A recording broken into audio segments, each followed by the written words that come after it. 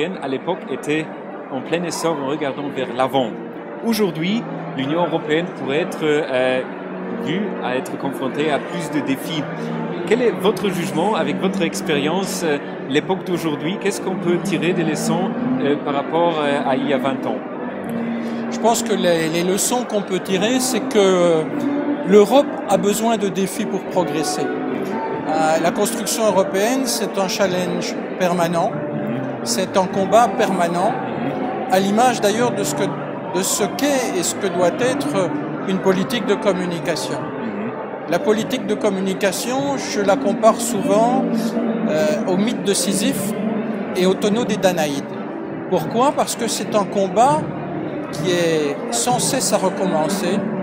C'est un combat qu'on ne peut pas perdre et qu'on est condamné à gagner, mais qui implique qu'on se remette en question chaque jour d'une manière permanente.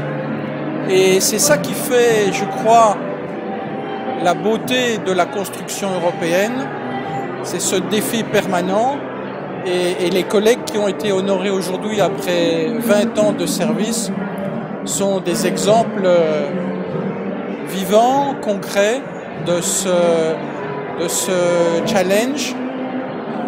Et les résultats et l'acquis d'aujourd'hui, c'est la concrétisation de leur engagement professionnel au cours de ces 20 dernières années.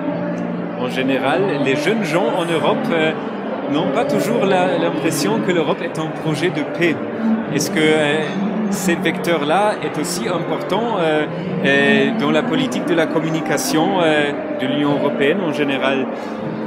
Je pense que la notion de paix a été un vecteur important et peut rester un vecteur important parmi d'autres.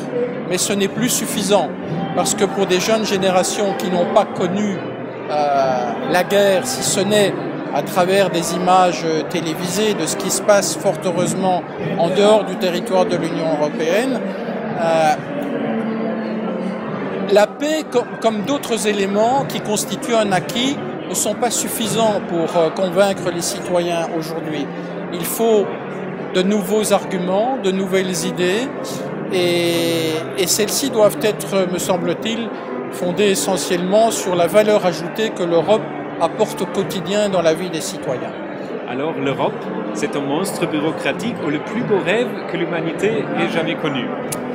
Alors, ce n'est certainement pas un monstre bureaucratique, et c'est certainement une des plus belles réalisations mondiales dans la construction européenne, de ce que peuvent faire ensemble des États, et de ce qu'ils veulent faire ensemble et de ce qu'ils doivent continuer à vouloir faire ensemble. Donc c'est un rêve qui sera toujours inachevé et qui est condamné à progresser.